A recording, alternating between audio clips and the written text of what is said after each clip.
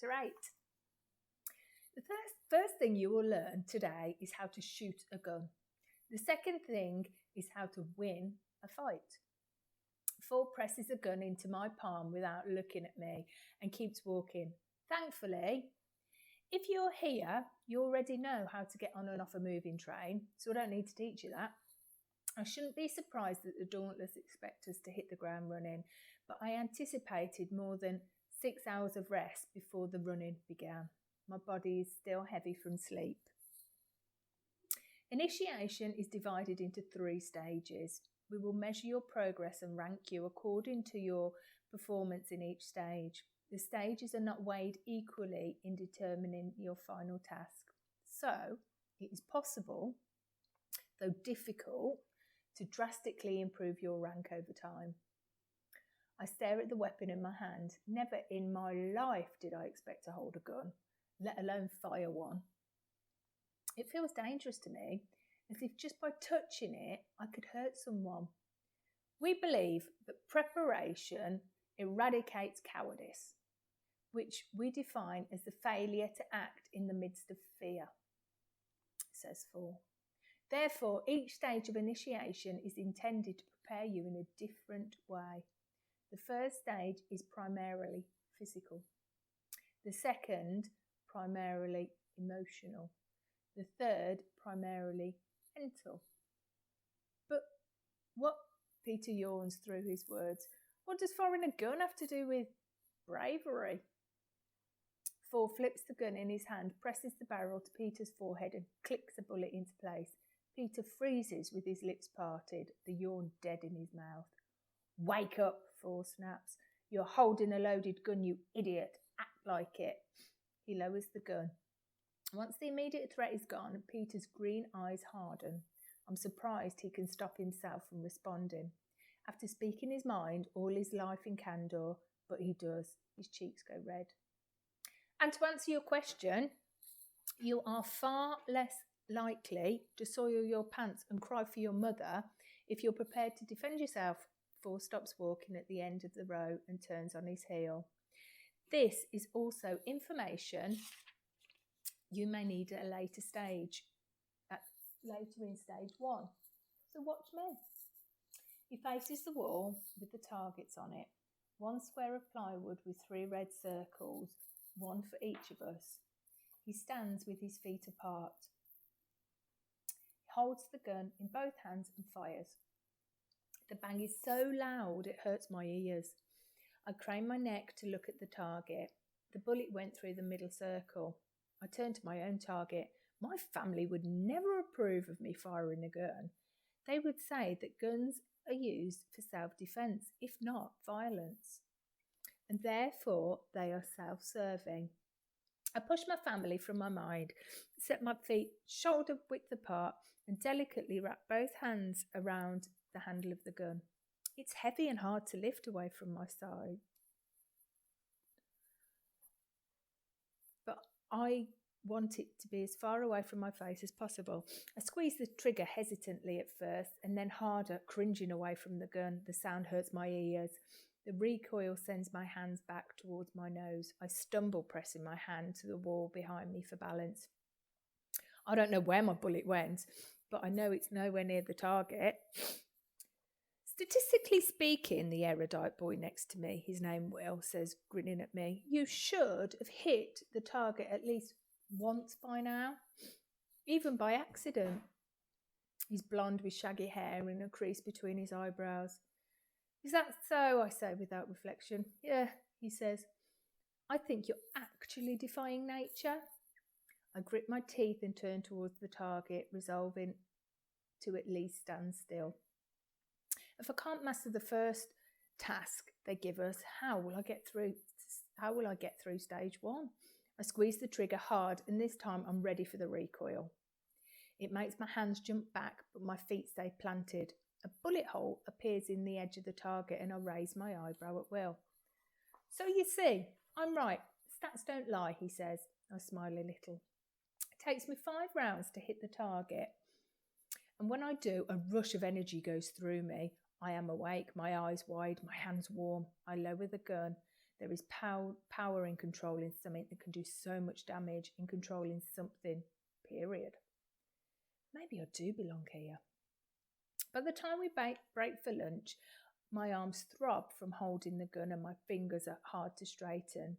I massage them on my way to the dining hall. Christina invites Al to sit with us.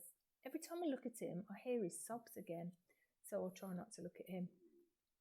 I move my peas around with my fork and my thoughts drift to the aptitude test when Tori warned me that being divergent was dangerous. I felt like it was branded on my face, and if I so much as turned the wrong way, someone would see it. So far, it hasn't been a problem, but that doesn't make me feel safe. What if I let my guard down and something terrible happens? Oh, come on. You don't remember me, Christina asks out as she makes a sandwich. We were in maths together just a few days ago. I'm not a quiet person. Slept through maths most of the time, Al replies. It was first hour. What if danger doesn't come soon? What if it strikes years from now and I never see it coming? Tris, says Christina. She snaps her fingers in front of me. You in there? What is it? I asked if you remember ever taking a class with me, she says. I mean, no offence, but I probably wouldn't remember if you did. All the abnegation looked the same to me. I mean, they still do. But now you're not one of them. I stare at her as if I need to remind. I'd stare at her as if I need her to remind me. Sorry, am I being rude? I ask. I'm used to just saying whatever is on my mind. Mum used to say that politeness is a deception in pretty packaging. I think that's why our factions don't usually associate with each other, I say with a short laugh. Candour and abnegation don't hate each other the way erudite and abnegation do, but they avoid each other. Candour's real problem is with amenity. Those who seek peace above all else, they say, will always deceive to keep the water calm. Can I sit here? Says Will, tapping the table with his finger. What? You don't want to hang out with your erudite buddies, says Christina.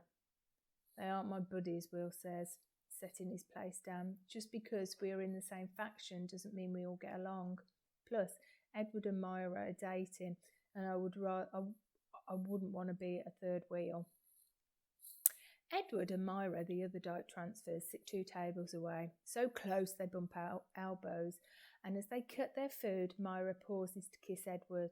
I watch them carefully. I've only ever seen a few kisses in my life. Edward turns his head and presses his lips to Myra's. Air hisses between my teeth, and I look away. Part of me waits for them to be scolded. Another part wonders what a touch of desperation, what it would feel like to have somebody's lips against mine. Do they have to do that in public? I say. She just kissed him. Al frowns at me. When he frowns, his thick eyebrows touches his eyelashes. It's not like they're stripping naked. A kiss is not something to do in public. Al, Will and Christina all give me the same knowing smile. What? I say. The abnegation is showing, says Christina. The rest of us are all right with a little affection in public. Oh, I shrug. Well, I guess I'll have to get over it then. Or you could stay frigid, says Will, his green eyes glinting with mischief. You know, if you want. Christina throws a roll at him. He catches it and bites it. Don't be mean to her, she says. Frigidity is in her nature, sort of like being a know-it-all is in yours. I'm not frigid, I exclaim. Don't worry about it, says Will. It's endearing. Look, you're all red. The comment only makes my face hotter. Everyone else chuckles. I force a laugh, and after a few seconds it comes naturally. It feels good to laugh again. After lunch, 4 leads us to a new room. It's huge with a wood floor that is cracked and creaky and has a large circle painted in the middle. On the left wall is a green board, a chalkboard. My lower level teacher used one, but I haven't seen one since then. Maybe it's something to do with Dauntless priorities. Training comes first, technology comes second. Our names are written on the board in alphabetical order. hanging at 3-foot intervals along one end of the room are faded black punching bags. We line up behind them and 4 stands in the middle where we can see him. As I said this morning, 4 says, next you will learn how to fight. The purpose of this is to prepare you to act, to prepare your body to respond to threats and challenges which you will need if you intend to survive life as dauntless. I can't even think of life as dauntless. All I can think about is making it through initiation. We'll go over the technique today, and tomorrow you will start to fight each other, says 4. So I recommend that you pay attention. Those who don't learn fast will get hurt. 4 names, a few different punches, demonstrating each one as he does, first against the air and then against the punching bag. I catch on as we practice, like with the gun. I need a few tries to figure out how to hold myself and how to move my body and to make it look like his. The kicks are more difficult, though he only teaches us the basics. The punching bag stings my hands and feet, turning my skin red and barely move no matter how hard I hit it. All around me is the sound of skin hitting tough fabric. 4 wanders through the crowd of initiates watching us as we go through the moves again. When he steps in front of me, my insides twist like someone stirring them with a fork. He stares at me, his eyes following my body from my head to my feet, not lingering anywhere, a practical sort of scientific gaze. You don't have much muscle, he says, which means you're better off using your knees and your elbows. You can put much more power behind them. Suddenly, he presses a hand to my stomach. His fingers are so long that though the heel of his hand touches one side of my rib cage, his fingertips touch the other side. My heart pounds so hard my chest hurts, and I stare at him wide-eyed. Never forget to keep tension here, he says in a quiet voice. 4 lifts his hand and keeps walking. I feel the pressure of his palm even after it's gone. It's strange, but I have to stop and breathe for a few seconds before I can keep practicing again. When 4 dismisses us for dinner, Christina nudges me with her elbow. I'm surprised he didn't break you in half, she says. She wrinkles her nose. He scares the hell out of me. It's that quiet voice he uses. Yeah, I look over my shoulder at him. He is quiet and remarkably self-possessed, but I wasn't afraid that he would hurt me. Definitely intimidating, I finally say. Al was in front of us, turns around once we reach the pit and announces, I want to get a tattoo. From behind us, Wills asks, a tattoo of what? I don't know, Al laughs. I just want to feel like I've actually left the faction. Stop crying about it. When we don't respond, he adds, I know you've all heard me. Yeah, learn to quiet down, will you? Christina pokes Al's thick arm. I think you're right. We're half in, half out right now. If we want to be all the way in, we should look the part. She gives me a look. No, I won't cut my hair, I say, or dye it a strange colour, or pierce my face. How about your belly button? She says. Or a nipple, Will says with a snort. I groan. Now that training is done for the day, we can do whatever we want until it's time to sleep. The idea makes me feel almost giddy. Although that might be from fatigue. The pit is swarming with people. Christina announces that she and I will meet Al and Will at the tattoo parlour and drags me towards the clothing place. We stumble up the path, climbing higher above the pit, scattering stones with our shoes. What's wrong with my clothes, I say. I'm not wearing grey anymore. They're ugly and gigantic, she sighs. Will you just let me help you? If you don't like what I put you in, you never have to wear it again, I promise. 10 minutes later, I stand in front of a mirror in the clothing place wearing a knee-length black dress. The skirt isn't full, but it isn't stuck to my thighs either, unlike the first one she picked out, which I refused. Goosebumps appear on my bare arms. She slips the tie from my hair and I shake it out of its braid and it hangs wavy over my shoulders. Then she holds up a black pencil. Eyeliner, she says. You aren't going to be able to make make me pretty, you know. I close my eyes and hold still. She runs the tip of the pencil along the line of my eyelashes. I imagine standing before my family in these clothes, and my stomach twists like I might be sick. Who cares about pretty? I'm going for noticeable. I open my eyes and for the first time stare openly at my own reflection. My heart rate picks up as I do, like I'm breaking the rules and would be scolded for it. It would be difficult to break the habits of thinking abnegation instilled in me, like tugging a single thread from a complex work of embroidery. But I will find new habits, new thoughts, new rules. I will become something else. My eyes were blue before, but a dull, greyish blue. The eyeliner makes them piercing. With my hair framing my face, my features look softer and fuller. I'm not pretty. My eyes are too big and my nose too long, but I can see that Christina's right. My face is noticeable. Looking at myself, if now isn't like seeing myself for the first time, it's like seeing someone else for the first time. Beatrice was a girl I saw in stolen moments at a mirror, who kept quiet at the dinner table. This is something else. This is someone else whose eyes claim mine and don't release me. This is Tris. See, she says you're striking. Under the circumstances, it's the best compliment she could have given me. I smile at her in the mirror. You look like, she says. Do you like it? Yeah, I nod. I like it. I like a different person. She laughs. Is that a good thing or a bad thing? I look at myself head on. For the first time, the idea of leaving my abnegation identity behind me doesn't make me nervous. It gives me hope.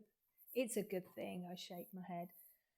Sorry, I've just never been allowed to stare at my reflection for this long. Really? Christina shakes her head. Abnegation is a strange faction, I have to tell you. Let's go and watch Al get tattooed, I say. Despite the fact that I left my old faction behind, I don't want to criticise it yet. At home, my mother and I picked up nearly identical stacks of clothing every 6 months. It's easy to allocate resources when everybody gets the same thing, but everything is more varied at Dauntless Compound. Every Dauntless gets a certain amount of points to spend per month, and the dress costs one of them. Christina and I race down the narrow path to Tattoo Place.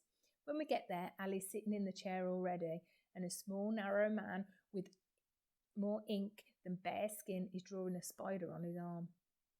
Will and Christina flip through books of pictures, elbowing each other when they find a good one. When they sit next to each other, I notice how opposite they are. Christina's dark and lean, Will pale and solid, but alike in their easy smiles. I wander around the room looking at the artwork on the wall. These days, the only artists are in amity. Abnegation sees art as impractical and its appreciation as time that can be spent serving others. So though I have seen works of art in textbooks, I've never been in a decorated room before. It makes the air feel close and warm. I could get lost here for hours without noticing. I skim the walls with my fingertips. A picture of a hawk on one wall reminds me of tourist tattoos. Beneath it is a sketch of a bird in flight. It's a raven, a voice behind me says. Pretty, right? I turn to see Tori standing there. I feel like I'm back in the aptitude test room with the mirrors all around me and the wires connected to my forehead. I didn't expect to see her again. Wow, hello there, she smiles. Never thought I'd see you again. Beatrice, isn't it? Tris, actually, I say. Do you work here? I do. I just took a break to administer the tests. Most of the time I'm here. She taps her chin. I recognise that name. You were the first to jump, weren't you? Yeah, I was. Well done. Thanks. I touched the sketch of the bird. Listen,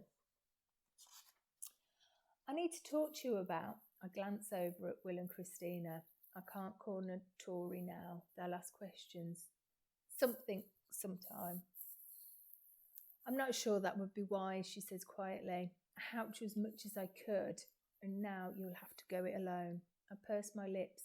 She has answers. I know she does. If she won't give them to me now, I'll have to find a way to make her tell me some other time. Want a tattoo? She says. The bird sketch holds my attention. I never intended to get pierced or tattooed when I came here. I know that if I do, it will place another wedge between me and my family that I can never remove. And if my life here continues as it has, it may soon be the least of the wedges between us. But I understand now what Tori said about her tattoo, representing a fear overcame, a reminder of where she was, as well as a reminder of where she is now. Maybe there is a way to honour my old life as embrace my new one. Yeah, I say. 3 of those birds fly in. I touch my collarbone, marking the path of their flight towards my heart, one for each member of my family that I left behind.